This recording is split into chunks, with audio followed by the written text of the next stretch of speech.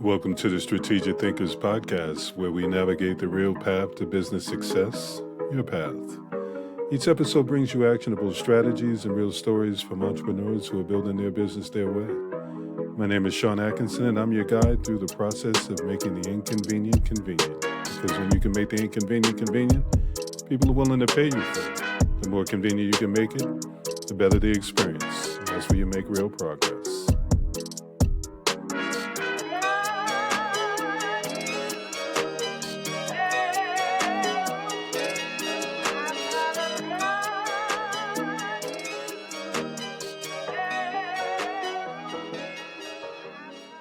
So where I think there's a large misstep when it comes to small business owners is small business owners and entrepreneurs are looking to try to become big fish, try to chase that big client. Sometimes the small wins are the things that they're overlooking. Why look at being able to land that big client when you can land small businesses? You can work with each other where when they grow, you grow. When you grow, they grow. Every time you help a small business owner be able to be more consistent, it allows them to be able to bring in more customers. The more customers that they bring in, the more help that they need. Welcome to the Strategic Thinkers podcast. This week, we're taking a look at T.I.M.E.D. And T.I.M.E.D stands for T, track your metrics, I, impact your market, measure your progress, E, evaluate your position, and D, deploy strategically. Now, what this is really about is showing someone how to strategically and systematically grow and scale their business. A lot of times what you'll get is you'll see advice out, but it doesn't necessarily take the surrounding circumstances into place. What you're getting is you're getting recommendations based on perfect scenarios. I believe more in understanding that there's a human element. And when I say human element, I mean, are you basing things when you're in crisis mode? Or are you basing things when things are great? The surrounding factors matter when you're looking at numbers. So when I say metrics, one of the first things that people start thinking about are, oh God, he's getting ready to start talking about the numbers. Not necessarily. What I'm talking about is, yes, the numbers matter, but what also matters are those surrounding circumstances. Let's take the full picture into scope and see what sense of urgency you may have. If money is flowing pretty well and you put your savings aside and you've got a nice nest egg set aside, then if troubling times come up, yes, you may pivot a little bit. Yes, you may dial things back a little bit, but it's not going to stop you from feeling like you can maintain the status quo. It's not going to stop you from feeling like you can make the most of a situation. A lot of times where the biggest gains happen are during times where there are a recession. If you look at some of the bigger companies, they get their biggest growth. Look at Amazon. When the pandemic hit, Amazon took off to new heights because people couldn't leave the house, and all of a sudden getting those deliveries in a timely manner really started to matter. So I can tell you as an example, I used to do a lot of shopping on eBay. Tall guy, I needed to be able to find my size, and sometimes I couldn't always make it out to the big man, tall man shops that they have out there. So what I learned how to be able to do, and this is from an early age, is learn how to do online shopping. Once stores were online, then I started to be able to tell who could carry my size. I could tell by the brand and the cut. So I knew what I was looking for, and it made it a lot easier for me to be able to find my size. I digress. The point is, Amazon was able to take off. I used to shop on eBay because I could find my size for different things and be able to get the stuff that I wanted. But with eBay, I had to rely on people shipping things out to me. So I had to wait on them to be able to ship it out. When it came to Amazon, they were shipping it from the factory. So it's a completely different experience. My expectations went up because I realized I was going to have something where I could track it better. Sometimes people will send you something and it's really hard to track. You check the tracking details and it doesn't update on time. So you can't necessarily plan for when something's going to arrive. That leads some people to deliver things at work. And then you still have to figure out how you're going to be able to get it home. If you're in New York, you're taking whatever you ordered and had delivered it to you at work. You bring it home on the train, on the bus, or some sort of public transportation. That's not going to be comfortable in rush hour. So when we're thinking through how we make decisions, the surrounding factors really matter. We also want to consider that when it comes to the metrics that we're tracking. So bring it back around. Let's say, for example, there's an umbrella salesman. An umbrella salesman may say, you know what, I know I can cover 5 sales a day. That's on a regular sunny day. But on a day that it's raining, all of a sudden they're not only going to be able to get more sales, but people are prioritizing things more. So it takes it from it being a want or a need, nice to have, a guilty pleasure. Now you're evaluating it in a different circumstance. If you know that it's cloudy outside, it's a want. You know what? It might rain. I think I'm going to need that umbrella. How much is the umbrella? $10. You know what? Maybe I'll get back to you later. If that person comes up to you and it's pouring down rain and you've got a nice umbrella and you've got your stand set up and you're dry and everybody else is wet, that person comes up to you, oh my God, it's pouring down rain. I need an umbrella. How much is the umbrella? $20. You know what? Feel like you get me, but I got to get home and I don't want to be sick. So I'm going to pay you that $20. Are you going to base your metrics on the fact that you sold $20 when it was raining, when the norm is that you would sell 10 and you might sell 5 as opposed to the 15 or 20 that you would sell during a rainy day if you got a good spot? You really have to be able to take a look at your metrics and make sure that the metrics that you're tracking aren't the exception to the rule, but the rule. So one of the things that I would say is the most dangerous metrics aren't the wrong ones. They're the right ones tracked at the wrong time. You really want to be able to take numbers and the surrounding circumstances into context. I'll give you another example. There are people that when I was on the corporate side, they would track forecasting sales and they would say, well, here's what our sales goals are.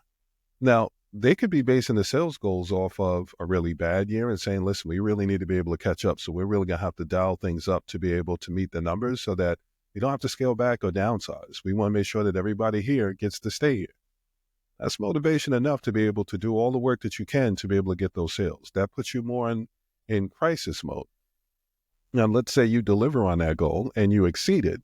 And then the next year comes around. What used to kill me was the people that were setting the sales goals and the forecast, and they would say, well, we made this much last year, so we need to make this much again this year, or we need to double that number. And they would come up with these random numbers. And it's like, well, hold on for a second. We did that based on being in crisis mode. People worked, instead of their 8-9 hour days, they were working 10 and 12-hour days. They were putting in all this extra work because they were trying to protect their job. Now you're telling me that you want us to be able to hit those same numbers when we were in crisis mode, but we've made it out of crisis mode? Shouldn't the numbers change? Shouldn't it allow us to be able to dial back a little bit more and pace ourselves so that we can be more consistent? Because if we maintain this pace, we're going to end up burning some people out, and that quality of work that we were getting isn't going to be the same. So it's, again, taking the surrounding circumstances into consideration. We don't want to just think about what it means to be able to win in that moment. We want to think about the long-term picture and how we can really get real numbers that we can base life off of, base our decisions off of. The decisions that you make today, the choices that you make today, dictate your tomorrow. So if we're not taking into consideration how we came about the situation that we're in and the surrounding factors, it could be that things were great. It could be that things were bad. But we have to take that into consideration when we start thinking about the numbers and where we expect things to be able to go. So track your metrics. You want to be honest in your assessment of the metrics that you're tracking and figure out what you really need to be looking at. Let's look at impact your market. Now, your metrics don't just measure business. They measure life as it really is. We talked about being in crisis mode. We talked about being in a situation where things are great and you're flush and all this extra business is coming in. But in those situations, yes, you found something, you hit a trend. That's when it was on the uptick. What happens when it starts to level off or die down? When you are listening to some of the people that tell you about these great business ideas that they have, and you start to try to figure out, okay, well, how do I implement this myself? In those situations, what I want to know is, am I catching at the beginning of a trend or the tail end of a trend? Because if I'm catching it at the tail end of a trend, then it's telling me that I need to implement it faster, because if I don't implement it in a timely fashion, then I could mess around and miss that window. And the budget that I'm pouring into it, I'll be on the tail end of that. And it means that I won't get the same upside that the person that recommended it did. So you have to think about where you are in the process. And when you're looking at the impact on the market, you have to really be able to consider where they are in the process. You have to consider how much you're charging for something. I have a $100 rule. The $100 rule says, If you're charging more than $100 for anything, the expectations automatically go up. So if you're selling, if you have an online clothing store and your prices are below $100, cool. You're in a mass game. So with that, you're saying I'm affordable, and here's all the reasons that someone else may want to be able to buy from me. I've got great sizes. I've got great quality. You can add things to be able to stand out. But the moment that you start charging over $100, then you start to get into the territory where people are going to ask follow-up questions. What we're thinking about is, what's the limit? What's the trigger point for someone to say, hold on, I can't afford just to lose this. I can't afford for this to go the wrong way. In the past, you've heard me say, when people are making a purchase, they're not just making a purchase as a transactional thing. They're also buying a story. Where'd you get that from? Oh, that's nice. If you don't have a story to attach to it, the default in that is, I got it for a steal. I got it for a cheap price. I waited when it was downtown in the luxury stores, and I waited till it got to the outlet. And then I got it while it was still in season. And now this is something that I think is going to transcend. So I know I'll be able to wear this for years to come. You're thinking about those kind of stories. And if you don't give them a story that makes them feel like they got something of value, then the impact that you're making on the market isn't going to be enough for that person to feel like they're getting a story. They're looking at how much is this going to cost. It brings them back to the expense mindset. The expense mindset is, how much is this going to cost me? The invest mindset is, this is a great opportunity. How do I get involved in it? How do I partake? How do I see something and say, oh, wow, you know what? Getting in on this now, I'll be ahead of the curve. So when we're saying check the metrics, look at the surrounding circumstances, we're also looking at the impact those surrounding circumstances have on the market. In the umbrella story, the person was willing to pay more because it was raining. If it's the light drizzle, you know what? You might say $20 and they'll say, you know what? I think I can make it. I think I can make it to the bus. And by the time I get off the bus, it's going to stop raining. No, thank you. But if it's pouring down rain and they're soaked and they're already saying, you know what? I'm already soaked. What's the point? Like, you have to gauge the person. You can't just make a recommendation based on your circumstances. You have to make the recommendation based on their circumstances. And when you take their circumstances or the impact on the market into consideration, it allows you to be able to not only structure your pricing, but track your metrics better. You'll know when it was raining, and you can say, you know what, these are the busier times for me. How do I maximize those busier times? How do I level out when I know it's going to be days that aren't my highest days of sales, or months, or quarters, or what have you? There are people that my mindset automatically shifts to when I think about people that have products that are good to be used inside. That's going to be more of a fall, winter, colder weather type of situation. But when you're selling something and it's summertime, that's a great time for people that are selling things that are outdoors. People are out more. People are willing to spend more money on summer clothes sometimes than they are on the winter clothes, because with the winter clothes, they're wearing layers. So there's a lot of factors to take into consideration. And when you don't take those factors into consideration, you compromise your numbers. You compromise what you're able to track and how you're tracking it. So it's important to not just think about what you're tracking. You want to think about the surrounding circumstances. You want to think about how you want to read those numbers. What output are you trying to get from it? Take a look at measuring your progress. We talked about the corporate example of someone having a bad year and being in crisis mode and still saying, you know what, we need to hit these numbers this way. We were in crisis mode. Everybody was giving extra. Now we need to get back to that norm. If you're doing something where you were having a great time and you caught something at the beginning of a trend, or you found something that was a niche that nobody else was really looking at, and there weren't a lot of competitors that came in, let's consider what happens. When someone sees you doing well, the natural response is, I can either do that or I can do it better. There are 4 reasons that people normally start a business. One, they had a great experience that they want to help other people share. Another is someone had an awful experience and they want to help people avoid it. Another is someone doesn't have necessarily firsthand experience, but they have secondhand experience and they know how to be able to identify the outcome. The one that matters in this situation are the people that saw money out on the table. And they said, you know what, whether I have experience in this or not, I can figure out how to turn this business idea into a business opportunity. I see that this person did it, and I feel like I'm just as smart as them. I feel like I can do just as well as them. They've got the business idea. I've got the business savvy. So because I know that I've got that extra business savvy, I can look at their website, I can read through it, I can identify the gaps, the spaces that they're missing in the audience, and be able to identify, okay, well, you're covering this, I can cover this.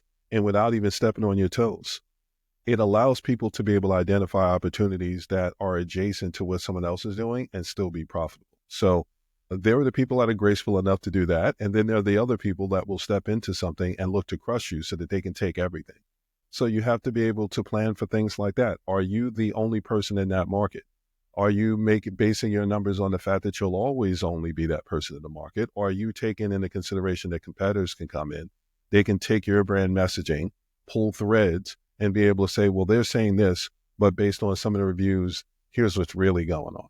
And then it puts you in a position where you have to make adjustments. And while you're making adjustments, they came in with a game plan that was meant to pull some customers away while you made that pivot.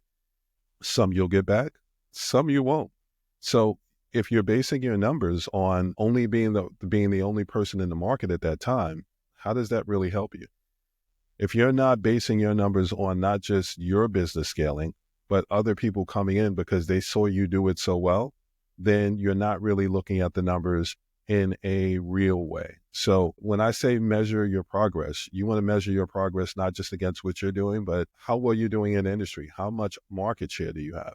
Do you have something where people are able to see what you're doing and say, you know what, I can step in and do that? And you took the time while you control the market to dominate it in a way so that even if someone stepped into in as a competitor, they're not really competing.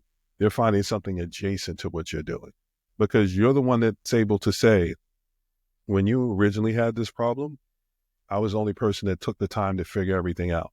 Now you've got people coming in and they're copying what I'm doing, but they don't have the understanding that we have. They don't know that I did the level of work to understand your trigger points, what led up to you having this situation. And the better I understand that, the better I can make sure that I can consistently deliver on the solution. So when we're talking about making the inconvenient convenient, I knew what the inconvenience was, and I found a way to not only be able to make it more convenient, I've made it so that you haven't had to worry about it. I've made it so that you can create this new habit. And when you create that new habit, it puts you in a position where you just don't have to worry about that anymore. So there are so many ways to be able to not just look at the impact that you can have on the market and measure your progress. Let's transition into E, evaluating your position. Again, where are you in the market? Are you someone that is the sole person in that niche? Were you an innovator? Let's take a look at 3 types of entrepreneurs. There's the assimilator that steps into a market that already exists. There's the innovator that creates a new market. And then there's the disruptors. The disruptors come into an existing market and say, I'm not just trying to fit in, I'm trying to change the whole perspective of how people go about solving a problem or addressing a challenge. Those different types of entrepreneurial paths matter. Like if you can identify what entrepreneur type you are, if you can say, well, this is where I stand in the market, then you know what choices that you have to make. You know what path that you're on. If you're in a simulator, then you're going into a market that already exists. The pie has already been sliced up. What you're trying to do is figure out how you can start with a sliver and work your way up to being able to get more.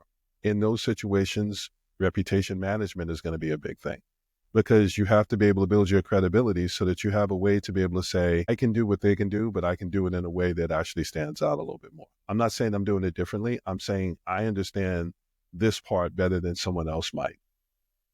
With an innovator, you're coming in and saying, you know what, here's a new way to be able to do something that never existed before. Here's a thought that was out there that someone said, you know what, I wish someone came up with a way to be able to. That person took the time to figure out how to be able to do it. And now they're presenting it back to the person and saying, I listened to what you said the struggle was. I'm saying, here's the actual solution. And here's how I can consistently deliver on it. In those situations, you're an innovator. You're stepping into something. And the biggest part of your job is to convince people that what you've come up with is an actual solution. Now, the twist to it, and it's kind of a bit of both, the assimilator and the innovator, is a disruptor. A disruptor is someone that can read through reviews and gather enough of the reviews where they can see there's a gap. Where I talked about someone being able to read someone's website and read their mission statement and the way that they're selling their business, their brand messaging, the way that they say, here's the process, here's how we deliver on this. You can read through someone's stuff. And if you have enough experience, there are things that you can read into someone's business, and you can read through their website and find those gaps. You can find where you can step in and disrupt what they have in place. So when I talk about disruptors, I'm saying these are people that read the room and they said, you know what? Yes, I could do it the same way that everybody else is doing it, but it would take me so long to be able to carve out my piece. Why would I do that when I can disrupt the way that it's being done? Because I found a way to be able to do it that is actually better, at least in my mind. And if I can convince the audience to be able to see it my way, I can get them to change the habit of doing something one way and teach them a new way to be able to do it that may get them to a different type of solution. I'll give you an example. Let's say someone goes out to a restaurant and they say, every time I go to this restaurant, I always feel like I ate, but a half an hour later, I'm hungry again. Okay, so someone might decide that they want to be able to address that problem. How do you address that problem? You keep that person in there longer and serve them courses so that this way, while they're there, they feel comfortable. You may not have as many customers, but that customer is going to have a larger bill. That customer is going to be someone that you're addressing that specific problem. You're making it so that it's something when they leave, oh my God, I can't eat another bite. And the ambiance was great and everything felt good. So that's a place where you're going there knowing that you're not going to be there for a half an hour. You're going to be there for an hour and a half, 2 hours. If you want to be able to hang out with friends and catch up with family, if you're entertaining someone that's from out of town, that's a place that you're going to be able to go. When someone says, where can I go hang out? You're thinking about, you know what? This saves me from cooking. If you live in Manhattan, most of the times you don't have a large enough kitchen to be able to cook. If you're someone that isn't a good cook, you don't want to necessarily have to worry about trying to bring someone in to be able to do something. Are you ordering food in and trying to heat it up? Like there's so many different things you have to think about when you're entertaining, just on food alone. So when you think about it that way, if you know that you have a restaurant that you love to be able to go to, and it's that home feel where you're there, they know who you are, they know what you like, the food's really good, that's a place where you're going to bring someone in, and it's almost like a comfort place. It's your hidden gem. So that's a place where you don't have to worry about volume as much. That's a place where they're counting more on recurring customers, regular customers. Again, that only came to be because they looked on reviews and said, every time I go to this place, I'm not saying the food isn't good. I'm saying I'm hungry a half an hour later.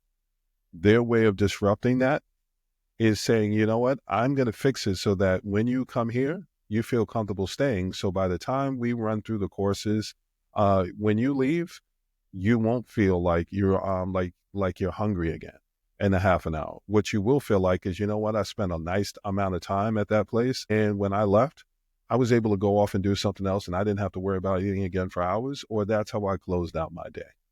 There's so many different ways to be able to identify a business idea and use what you've learned in the metrics and the numbers in their messaging to be able to identify a business opportunity that works for yourself. Okay, so when we're talking about evaluating your position, you have to be honest about where you're going into the market. You have to understand what type of entrepreneur you might be. You have to understand what you're selling. I've talked about preventative measures versus reactionary solutions. Preventative measures, you're avoiding something happening. Reactionary solutions, it's happened. Now what are we going to do about it? So when we're thinking about evaluating your position, what's your position in solving a problem? Are you helping someone avoid that problem, or are you addressing it once it happened? Again, I'll run it back for those that didn't necessarily see some of the other posts or conversations that I've had. When you're thinking about preventative measures, there are certain people that might excel at preventative measures. These are people that are storytellers, educators. There's going to be more interaction. If you're someone that's transactional and you don't really want to have those conversations, if you're someone that's an introvert and you don't really want to have to be out front, then you may want to sell something that's more of a reactionary solution. That allows you to be more transactional. You have a problem, here's how you solve the problem. That doesn't require a lot of conversation. It requires that you understand how to solve that problem really, really well and provide great customer support and service. That's something where people are focused more on the results than the bridge between I have a problem, a challenge. I didn't even know that there was a way to be able to address it, or they weren't even aware that there was a problem, a challenge coming up. And this person stepped in and said, you know what? I see you're on this path. Let me tell you what's coming up a mile down the road. You're going to want to be able to do this or that. I can give you an example. One of the things that I look at is when I do road trips, I'm looking at the distance between the gas stations. Because when I drive past a gas station and they say the next one isn't for a certain amount of miles, my mind automatically makes me look at the meter. If I'm driving and I got a full tank, then I'm looking at those signs and I'm just going on past it. If I'm at a half a gallon and I know I'm driving for a while, I may want to consider where I want to stop. As someone that is paranoid about driving cross country, I'm going to stop someplace where I feel safe getting out of the car. I'm going to stop someplace where someone's not going to say, "What are you doing here?" Now, I'm a big guy, but I also know that there's some places that I shouldn't be. There are sundown towns and all kind of stuff where you have to be able to take those things into consideration. So it's not just knowing where you are in the market and understanding preventative measures. A preventative measure for me is having a car that has good mileage, because I need to know that I can go someplace. And if I have to worry about the spots in between, then it means that I'm going to be a little more careful about how many times I go that way. So we're not just looking at evaluating where we are as far as, are we someone that has a big share of the market? We're looking at the surrounding circumstances. Now that brings us to D, deploy. Strategically deploying all of this information that you gathered to be able to do a reality check. Before you deploy, do your reality check. Did I check all the things that are actually going to matter? Not just for now, but when I start looking at scaling. Is this something where I did a business plan or a business model based on this being a side hustle? And, God forbid something happens with your job or the person you're in a relationship with, their job. But when we're looking at time, we're looking at things like, you started your business, and when you started your business, your partner was working. Now your partner got downsized and you're the breadwinner and everyone's counting on you to be able to generate that money. If you built your business model on something that was based on it only being a side hustle and you didn't think about how to be able to scale, then that requires you to have to stop and think through the next step. If you plan it with the expectations of, you know what, I know what my cap is. Now that's sort of about scaling up. What about scaling back? What happens if you're an entrepreneur and you've been given that long leash of, you know what, I know it's going to take a lot to be able to grow the business, but we really need to be able to put that in place. I know this is your baby. I know this is your dream. I want you to go pursue your passion. I'm going to give you this amount of time to be able to get all that set. When you get to that point, then we need to start looking at how you can start to scale back, because I'm going to be taking on the burden of the to-do list of everything that needs to be done around the house, taking care of the kids, making sure that everyone gets to their practice and everything else that's going on. I'm helping them with the homework so that you can focus. But after a certain point, what happens if your business takes off and you get to the point where you're able to hire and bring some people in, and your business levels off to a point where you're able to start to look at what comes next? What comes next may be that you may be someone that decides, you know what, I want to have more of a balance. I want to start focusing more on my personal life again, because I sacrificed a lot. And not just me, but the people in my life sacrifice a lot. So now that I'm able to generate the money and I know my business doesn't need me in order to be able to function, now I might start looking at scaling back. My metrics may be, okay, well, how do I know that this business is going to be able to run without me? What do I need to do to put myself in a position so that it can run without me? If you are someone that is an entrepreneur and your partner works, and let's say your partner is your wife and your wife gets pregnant and she wants to start to work from home, yes, she can do that for a certain amount of time. But if there isn't a maternity leave, if it's something where there's downsizing, if there's any kind of life getting in the way, that puts you in a position where you may need to scale. That puts you in a position where, let's say things pick up at work and that person is not going to be able to be around as much. Who's going to pick up the kids? You have to be able to look at the metrics and allow yourself room to pivot. You have to be able to leave yourself room to be able to think through how things could go, not just now, but down the road. So when we're talking about time, we're looking at all the different ways that you can leverage your business and put yourself in a position to scale strategically, but systematically. You may be someone that is in crisis mode. You don't have a lot of money to be able to spend on growing your business. That doesn't mean that you can't plan for how to be able to scale it. It doesn't mean that you can't necessarily grow your business. It just means that you have to be systematically strategic with it. It means that you want to be able to identify milestones and say, okay, well, I can't go from 0 to 10, but I can go from 0 to 2. I can go from 0 to 5. Let's map out those 5 things that you can do and make sure that you're doing it in a responsible enough way so that you're not worried about the risk to save. So when we're measuring our progress, we're looking at not just our best moments, but we're looking at where we are in it. Is this a trend? Is this something that is going to last? If it's something that you're on the tail end of the trend, make the most of it while it's there, but plan for what that next trend is going to be, or what you're going to shift to or transition into, so that you have something that allows you to be able to get that steady income and that steady revenue. What troubles me sometimes is when I see a lot of recommendations that are out here and people are giving advice based on best case scenarios, perfect scenarios. If you do this, this, this, and this, you can get here. How often are things going to go exactly the way it went for the person that initially did it?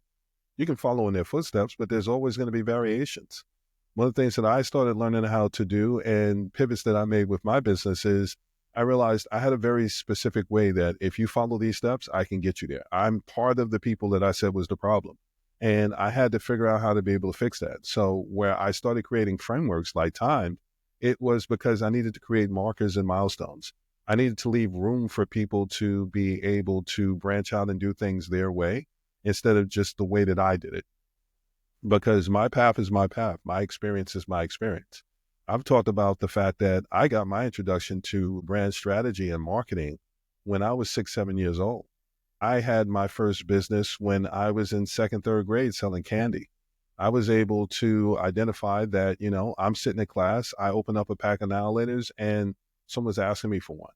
After a few weeks of that, I realized I'm burning through my candy too fast and nobody's paying for anything. They just know I have it, so they're coming up to me. After a certain point, someone asked like, oh, let me get an hour later, 3, 4 quarter. And then once they started coming in and I started realizing, okay, well, people are coming to me, they're buying more. I started looking at what am I selling faster? At the end of the day, I'm ending up with more flavors of certain things. If I'm ending up at the end of the day with flavors that I have to turn around and give away, then it makes more sense for me to figure out how to be able to cut off that loss. I don't want to have that loss. So in order to avoid that loss, what I did was I started buying the single flavor packs. I bought the single flavor packs for the ones that I knew were the best sellers. And then I bought the variety pack for the people that like the one-offs. Of course, going back to the example of when you show someone a business model and they see it's working, of course, other kids decided that they were going to start buying candy and thought they were going to be able to undercut me. What they didn't understand was I had already figured out the flavor issue. So when they started selling out of flavors and people started going, well, I went to them and they didn't have it anymore. Come back home, but instead of it being 3, 4 quarter, now my price is going to change because you left and now you're coming back. So the priority is if you want consistency, you're going to have to pay for that consistency. And the time it took for them to be able to figure out what I figured out, I had already gotten to the point where I was generating enough money. And if I'm honest, when we had open school night, the teacher said, listen, your son's got quite the business, but he's starting to disturb my class. And my mother had a rule of, you can do all of these things if you're going to do them, but it can affect your grades. So I was at the point where I was going to have to let things go. But instead, what I did was franchise. Here, I'll buy the candy and you guys go out and sell it and I'll sell you wholesale. Like I'll go out and buy the candy and give it to you at the beginning of the day. I'll have already made my money in the beginning of the day. I wasn't the one interrupting classes. I wasn't the one handing out the actual candy. I had made my money and I went on with my day and maintained my grades. I looked at these surrounding circumstances. I realized what I was able to do and what I wasn't going to be able to do. And then I made adjustments. So I hope you found this helpful. One of the things that I really like to try to do is add in the human element to things because life happens along the way. And where most of the advice out there, or a lot of the advice out there, to be fair, is something where they're talking about a straight line. What I'm talking about is the messiness of life.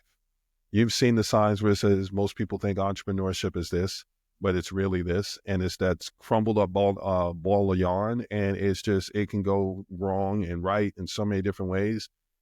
you have to take those things into consideration.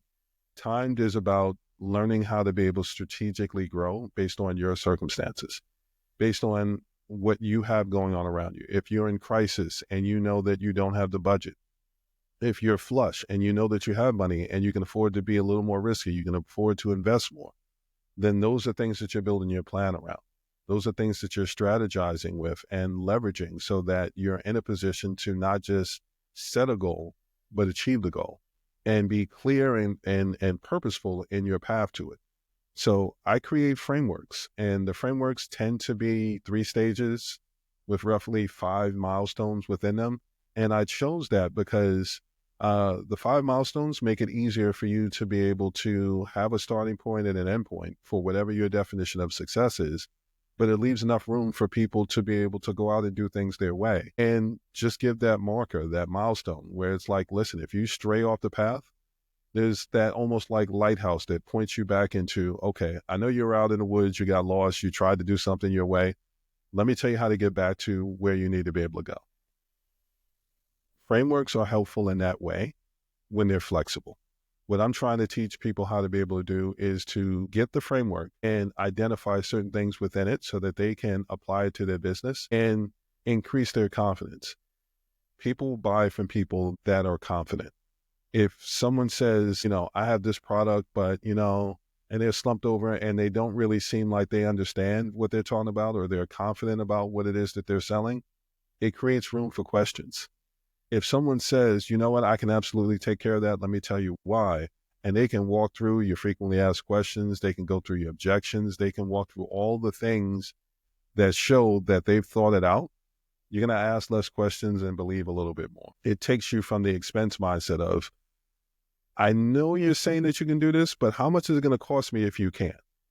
As opposed to the investment mindset of when you have a good business idea that you turn into a business opportunity and a business model that people can believe in, then that's when you shift the mindset to, this sounds like a great opportunity.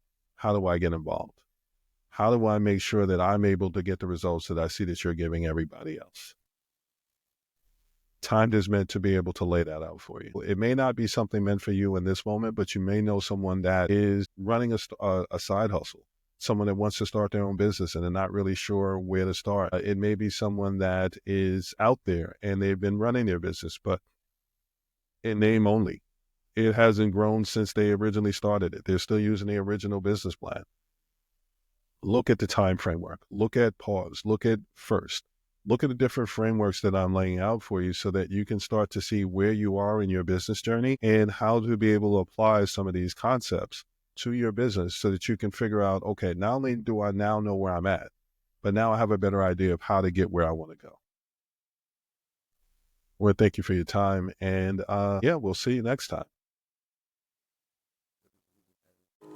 Thank you for tuning in to the Strategic Thinkers podcast. Remember, when you can make the inconvenient convenient, people are willing to pay you for the experience. The better the experience, the more they'll not only pay you, but help others pay you. Serving as brand champions. My name is Sean Atkinson, and I'm wishing you well on your journey to your definition of success. If you find this podcast interesting, helpful, worth a listen, like, share, and subscribe. Leave a positive review so people know to check it out, and I'll see you next time.